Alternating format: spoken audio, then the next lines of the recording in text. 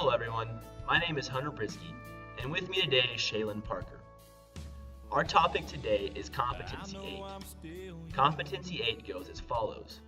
The teacher provides appropriate instruction that actively engages students in the learning process. More times than not, this is one of the more difficult competencies to achieve as an educator. Many times, teachers fall into the cycle of lecture, lecture, lecture, and then test over the material. In our opinion, this is one of the more boring ways to teach and something we plan to stay away from. It is important to engage our students as much as possible with discussion questions that require more than a yes or no answer, as well as apply what we teach with a hands-on approach. Hands-on application is something that we feel we can easily achieve in an agriculture classroom due to the flexibility of the material, as well as the fact that there are always ways to apply what we teach in a real-world scenario. Here are just a few examples of how diversified agriculture is and how we can get our students actively engaged in the learning process. Our students will never get bored in our class. I certainly agree with you there, Shaylin. So, here's an example of what not to do. Class, today we're going to continue talking about the anatomy of the digestive systems. Today we're going to talk about ruminant systems. I need you all to pull out your notes that we started taking yesterday. Okay. The big difference in a ruminant digestive system from a monogastric system, a rumen. You don't have much of a large intestine. Fibers digested in the stomach. Okay, most important difference between ruminants and non-ruminants, complex stomach of ruminants and the very different digestion that takes place there. A ruminant typically fills the rumen rapidly, taking little or no time to chew its meal, and then finds a place to rest and chew. During rumination, the animal regurgitates the food eaten earlier and spends time chewing it. Now, I don't know about you, but that was pretty boring. If you were a student in this class, would you pay attention or fall asleep? Now, here's what we plan to do. Good afternoon, class. Today, we're going to learn about cuts of beef. We've already reviewed our objectives for today, so we're going to go ahead and view the PowerPoint that I made for us. First thing, there's 9 basic primal cuts of beef. So to begin, we have the chuck,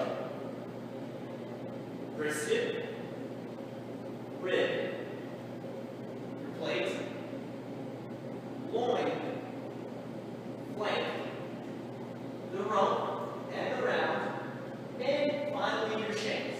So let's go ahead and step into the corner and take a closer look. Here we have our beef carcass. So with your 9 basic primal cuts, you have your chuck, your brisket, your ribs, loin, plate, flank, your rump and your round, and your shanks. As you can see here, here's the inside portion. Chuck, ribs, loin, and the rump and the round. Now, how much better was that? We feel that if we can actively engage our students every single day, we'll be able to reach this competency and truly reach the students. Now, let's look at some different ways we can achieve this competency within the field of agriculture. Teachers must think carefully about the materials, resources, technologies, and instructional activities that they select to complement and enhance a lesson. These materials can be seen as a meaningful part of the lesson that adds interest, understanding, and deeper thinking when properly selected. Each choice should be deliberately made based on students' varied characteristics and needs and fit the purpose that the teacher has in mind for learning.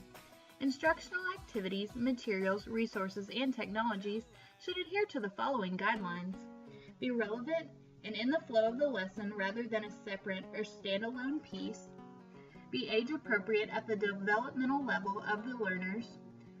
Be up to date and contain accurate information. Be motivating in some way. be long enough or contain enough depth to involve learning, be free from bias, have directions and procedures that are easy for both the teacher and students to follow, focus on quality rather than quantity, work up through various levels of thinking, be seen as matching students' needs rather than students matching the material, be at the reading level of students, be free from confusing superfluous information, and encourage deeper understanding. Another technique for motivating students is for teachers to offer numerous opportunities for active learning and participation. A student does not have to be physically moving in order for an activity to be classified as active participation, although we also know that varying instruction with all modalities is motivating. Active learning isn't just hands-on, it's also minds-on, with learners actively engaged in thinking. There are many ways for us to motivate our students. A few strategies include: learning should be meaningful, interesting, and relevant to students' lives, backgrounds, and experiences. Use cooperative learning often instead of only competition. Set high expectations for all of your students. Encourage students to always put forth their best efforts. Focus students' attention before beginning a lesson. Make use of field trips, videos, guest speakers, and so forth. Provide learners with an opportunity for creativity. Encourage higher level thinking. And finally, leave students curious at the end of a lesson. Although a teacher's primary job is not to motivate students, motivation is a critical issue for educators. Even if a teacher believes that the job of a teacher is strictly to advance students' intellectual achievement and development, theory suggests this may not be possible without necessary motivation. Competency 8 reminds teachers to vary their roles in the classroom while monitoring and adjusting instructions to learners' needs. One reason why teaching is such an engaging profession is that teachers are involved in higher level thinking each day as well, as they design creative lessons, solve problems, participate in discussions, and evaluate many areas of their practice. Our children deserve the same stimulating situation. A classroom teacher can make a difference each and every day if they will make the effort to encourage and motivate their students to learn. I'd certainly like to thank all of you for watching our video. Have a great day, and ram 'em!